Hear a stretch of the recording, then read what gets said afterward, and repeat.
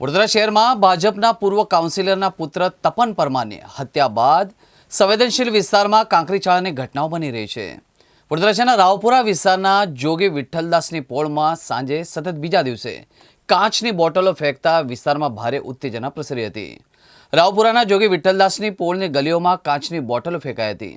જો કે આ ઘટનામાં કોઈ જાનહાનિ અથવા કોઈને ઈજા ન થવાનું જાણવા મળ્યું હતું। વડોદરાના રાવપુરા વિસ્તારમાં આવેલી જોગી વિઠ્ઠલદાસની પોળમાં સતત બીજા દિવસે કાચની બોટલ અને પથ્થરો ફેંકાતા સ્થાનિકોમાં ડરનો માહોલ છવાયો હતો। વિસ્તારમાં છોકરાઓ રમી રહ્યા હતા એ દરમિયાન કાચની બોટલો અન્ય વિસ્તારમાંથી આવી હતી। છોકરાઓ બચી ગયા હતા। કાચની બોટલો વિસ્તારોમાં ફેંકાતા જ પોલીસનો સ્ટાફ ઘટના સ્થળે દોડી ગયો હતો। કાચની બોટલો ક્યાંથી ફેંકાય એ તો તપાસ માટે પોલીસે કેટલાક ઘરના ધાબાનું ચેકિંગ પણ કર્યું હતું।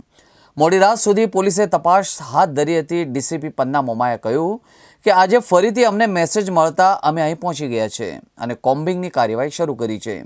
અહીં પોઈન્ટ વધારી દેવામાં આવશે। આ ઉપરાંત ધાબા પોઈન્ટ પણ મૂકવામાં આવશે જેથી ફરીથી આ પ્રકારની ઘટના ન બને। લોકોને અમે આશ્વસ્ત કરીએ છીએ કે હવે આ પ્રકારની ઘટના અહીં નહીં બને। જોગીદાસ વિઠ્ઠલની પોળ છે અને આ મારું ઘર છે અને મારા ઘર કરીને રોજે બાટલીઓ આવીને પડે છે સાહેબ। બાટલીઓ હમણાં 7:30 થી 8 રોજે બાટલીઓ પડે છે અને છોકરાઓ આ 2 દિવસથી પડે છે અને પોલીસ આવે છે ને પેલપા જાય છે ને પછી આપા પડે છે બોટલ। એવું થાય આવે છે આ બોટલ? બોટલ કાલે પણ આવી હતી ને આજે પણ આવી છે। ક્યાંથી આવે છે એ જ નહીં ખબર। અહીં સામેથી આવે છે ને આમ સીધી જ આવે છે। સામે કયો વિસ્તાર છે? મુસ્લિમ વિસ્તાર છે?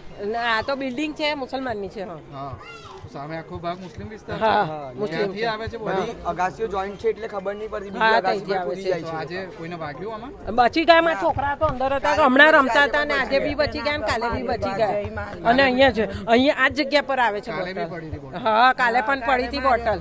કાલે પણ પડી હતી બોટલ કે પથ્થર બંને આવે?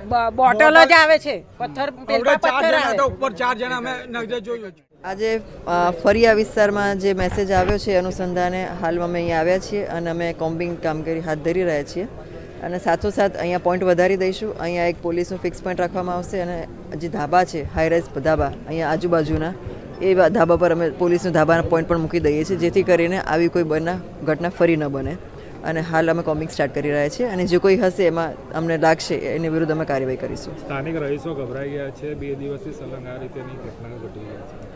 અત્યારે અમે ફૂલ પોઈન્ટ અહીંયા મૂકવાના છીએ અને એમને આશ્વસ્ત કર્યા છે કે હવે આવું કંઈ નહીં થાય અને અહીંયા પીઆઈ પણ અહીંયા જ રહેશે અને એક પોલીસની પોઈન્ટ પણ અહીંયા મૂકી દીધેલો છે।